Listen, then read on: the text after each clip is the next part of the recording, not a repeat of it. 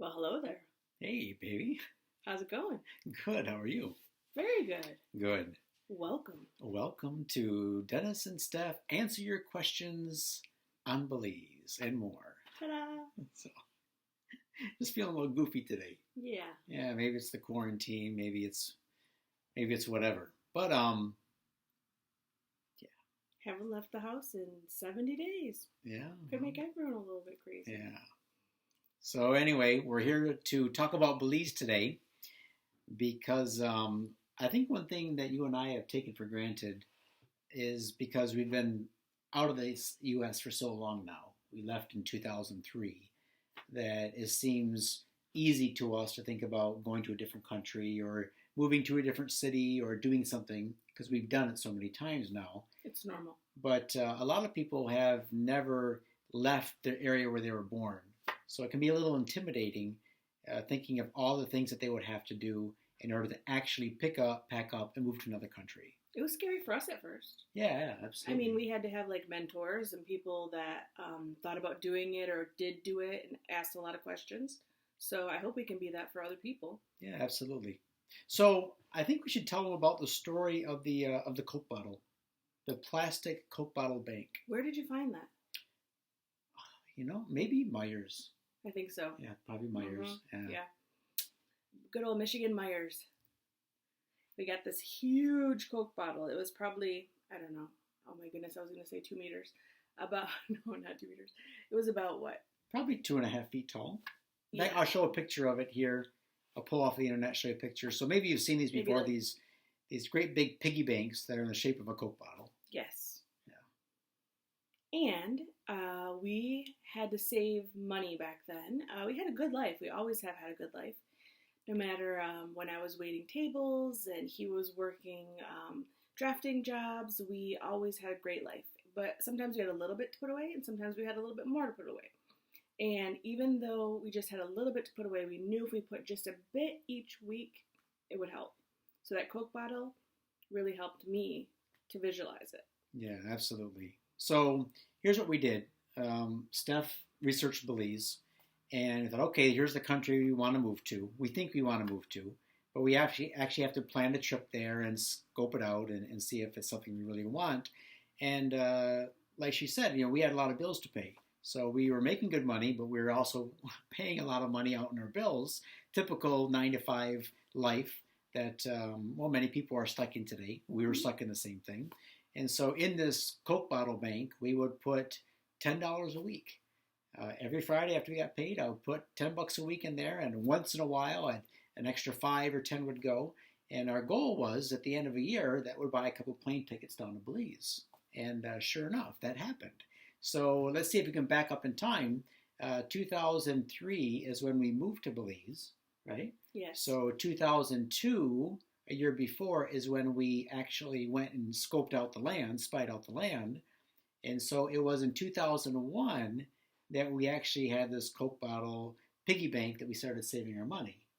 Yes, every quarter made a difference. I remember putting in from, on the bottom of my purse, I always had change. And there was quite a bit of change, like pounds and pounds of change. So it all added up. And we ended up with quite a bit of extra spare money that we didn't really miss. We knew we wouldn't miss $10 a week in 2001. And it was just enough, but not too much to make a big, huge difference that it would be like, ouch. Yeah, exactly. So we took that money along with some other savings, and we went down for 3 weeks and went to 3 or 4 different parts of the country. And a year later, we made the decision to move there, but our goal was just to move there for, 1 year? That's what you said. Yeah, that's what I said. Well, because at that time, that's all we could figure out. I couldn't think of anything more than at least a minimum of 1 year. I knew we could do that. And honestly, I don't know if I could have said, okay, I'm going to live here for 5 years, or it would have scared me. Just being honest. I didn't know what I wanted. I didn't know if I could handle it. I didn't know if I could handle being away from my family. I didn't know if I could handle living in a different country. I didn't know. You don't know until sometimes you go see it. Right. Or you do some research. So we did our research. Yeah. So we put a lot of our stuff in storage. Well, first of all, we were living in an apartment already at the time. We had already sold off our boats, our cars for the most part, our house, scaled down into an apartment in preparation for a move like this. And then we said, you know what, let's make it a 1-year goal, try to make it for a year. And at the same time, I had never left the U.S., never left my parents, my brother and sister, my good friends. I didn't know if I would miss U.S. life or if I would even like Belize life, but I knew a year was doable. And, the reason I want to talk about this today is because a lot of my clients are telling people about their plans to move to Belize. And some of the people they're telling are negative. Or they're saying, why do you want to do this? Why do you want to take a chance, quit your job, and move out of the country? Because not everybody has the same vision and goal. In fact, I was talking to a client earlier this week, and he said he's ready to pull the trigger, but he's getting so much pushback from friends, family, and whatnot that they're kind of second-guessing themselves now, even though it's something they really want to do. So what I want to tell everyone is that do what we did. Just start small. Book the trip down. Spend 2 or 3 weeks in the country. See if you like it. And then if you do, go for a year. View it as a sabbatical. And it's not happening so much in the United States, but in a lot of European countries, before kids graduate high school and go off to college, they take a sabbatical year. After they graduate high school, before college, they take a gap year. Yeah, gap year, and they just go somewhere. It could be Thailand. They could tour East Asia. They spend a year traveling, and it's accepted part of their growing up. So what I tell people, look, at least once in your life, go live somewhere. Yeah, an extended honeymoon. Yeah, it doesn't have to be permanent. You don't have to say to yourself, well, now that I'm going to move to Belize, it has to be the end-all and be-all, and I never have to leave. No, you use it as a test, but think about what happens when you move abroad. For example, what were our experiences like just living in Belize for the first year alone? Like, what type of culture and experiences do we get? Well, we just had to learn to live in a new area. We lived on the mainland in a small village, and it was really interesting because we got to get to know new foods, new ways of shopping. We didn't have a vehicle, so getting around, all sorts of different things. We did way back then in the early 2000s. We only had one of those cell phone bricks, one of those ones that you can throw on the floor and bounces off. What are those? The Nokia ones? Yeah, Nokia cell phones. Yeah. So we couldn't even get a landline back to where we were living. We were living so into the village. But we could only email my parents and your parents once a week when we could get to email. All that has changed. It's very different now, but it was fun. It was really, I wrote letters. It was really interesting. It was an exciting time of our lives. Yeah, absolutely. So think about if you can move somewhere for a year, what that does in your life. It changes your perspective. You experience a new way of living that you never lived before. So even if you do have to go back and kind of pick up where you left off, go back and get a job again or reestablish yourself in the States or Canada, at least for 1 year of your life, you did something really cool that could be life-changing. And it's not a failure. You're not like, okay, I'm going to try this out for a year, and if it works out, it works out, and if it doesn't work out, well, I failed. Well, no, you've gained a ton of experience. You've learned a lot about yourself. I thought I was way more princessy than I actually am. We lived without hot water. We lived, with lots of bugs in the village, on the mainland. All sorts of things, and I didn't give myself credit for being as tough as I actually am. So I realized sometimes you don't realize how tough you are until you have to be, or, what things really matter. You kind of distill yourself down to what's important. And we found out a lot of things that were important to us, and we grew even closer together. So it was just a lot of fun, and I would really recommend it. And so that's even helped us now as we think about our future. We have a habit of planning something. For example, if we want to go somewhere or do something, we have a goal. We always try to take the first step toward making it happen, whether it be booking flights or booking an Airbnb or, doing something to get us closer to our next goal. Like when what are you laughing about? I was just thinking, you gave me for an anniversary a gift to go to one of the Disneys. I'm a Disney-phile, and we've gone to all the Disneys in the world because he has made it possible for me, because I absolutely love Disney. So I will buy my Disney ears before I even plan the trip because I'm getting ready. Mm-hmm. So I have the Disney ears, and then maybe I'll buy a Disney dress, and I'll get ready for the trip, and you will get the tickets, and we will plan where we're going to stay, and we will book where we're going to eat, and just be excited about planning our adventure. Mm-hmm. So we still plan adventures, and it's just, I think it's half the fun some of the times. Mm-hmm. Mm-hmm. Yeah. So where you put a little bit of money into something, and then that's where your focus goes.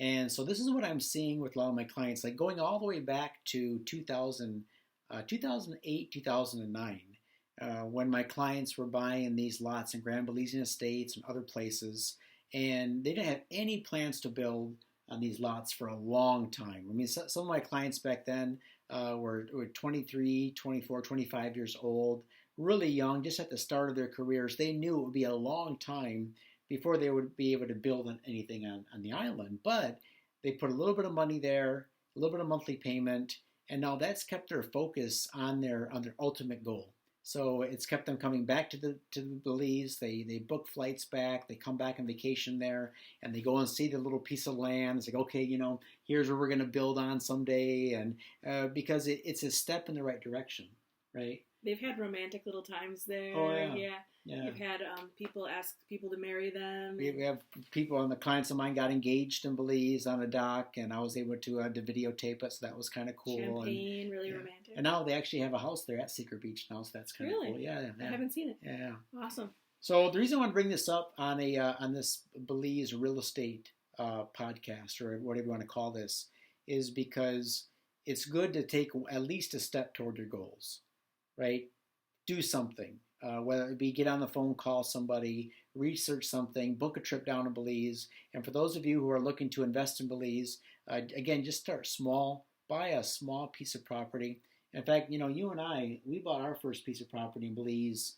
It was before the crash. Remember, because we bought that one piece of property, didn't work out so good. Yeah.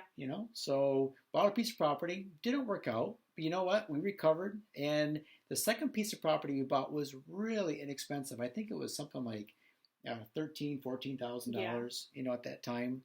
And then took that, flipped that, bought some more, sold that, bought some more, and now we got quite a large portfolio in Belize. I think actually it was good that our first one wasn't that successful, because sometimes then you can get where you think everything you have touches, everything, like the golden touch.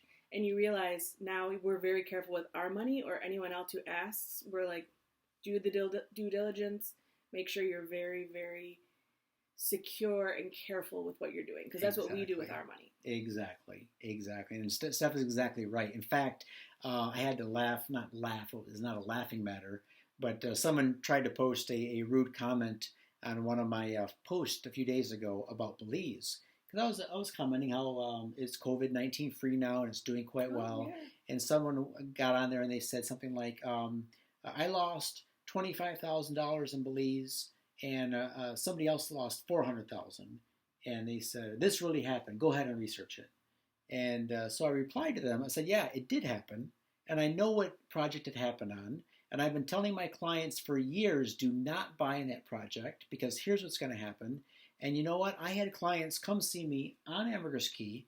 We had a beautiful time together. I showed them some property, had lunch, and they said that after that they were going to go down and see this other property. I warned them. I said, be careful. And you know what? A month later they called me and said they bought down there. So I'm not going to say I told you so, but I say we've seen enough happen in Belize where we know there's certain projects you should not get involved in. And you could have said, okay, I'll sell you that through me, and you could have made the money. But you wouldn't do that because it's your name on the line. Exactly. Well, I had a client who said, will you represent me in this purchase? And I would have made half the commission, and it would have been a nice size commission. I said, nope, I'm not going to represent you because I don't believe in the project, and I'm afraid you're going to get taken. And they went and they bought anyway. And they lost their money. Yeah, they have their own free will. Yeah. But, that doesn't mean that you have to put your name behind it, too. Exactly. Because we want people to be thrilled, excited, have the same lifestyle that we do. Yeah, exactly. So, we don't want anyone to buy into that. So that kind of goes into the second part of why I wanted to make this video, is because you don't have to live in Belize to invest in Belize and to reap the benefits. For example, right now we're living in France. Yes. Right, spending extended time in Europe. But our Belize investments is what continues to pay the bills and to fund our lifestyle. And we still feel like we have friends, family, connections in Belize. The only reason we're not physically in Belize is because of my health. The heat really aggravates my severe health conditions. Otherwise, I would be there in a second. So France is more like Michigan, where I grew up, and it has the 4 seasons, and it works out for me. I do love France, and we're absolutely happy here, but I miss Belize. So you can do half and half. You can do live one place, go someplace for, maybe go to Belize for a month a year, 3 months a year, 2 weeks a year, rent out your unit, sit on a piece of land. There's all sorts of stuff to do. So, I mean, you can go as far as you want, or just, tippy-toe in. Yeah, I agree. $10. Yeah, $10 in a Coke bottle is kind of what got us here today. And you see it. You see those quarters, you see the $10.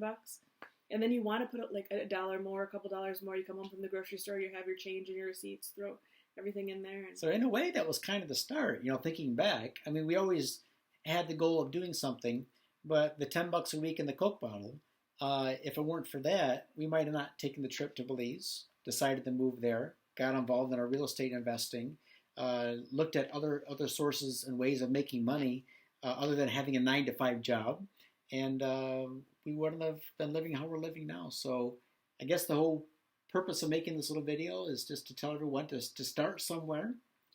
And go with your dreams. I'm actually the dreamer. I'm the one who has the dreams, and this is the guy who makes the dreams happen. I make it happen. He knows when he makes me happy. Should be like Make-A-Wish Foundation right here. Make my wishes come true. So I have the dreams, and he is like, how can I make that girl's dreams come true? And he really works hard for our family, and I appreciate it. Oh. So thank you. You're welcome. Want to start another $10? $10 bank.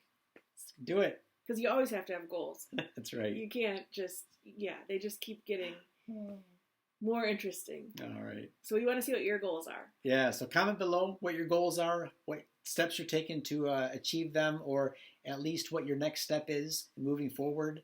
And hope you enjoy these videos. Because it's doable. Yeah. We did it. You can do it. You can live the dream. You can have it all.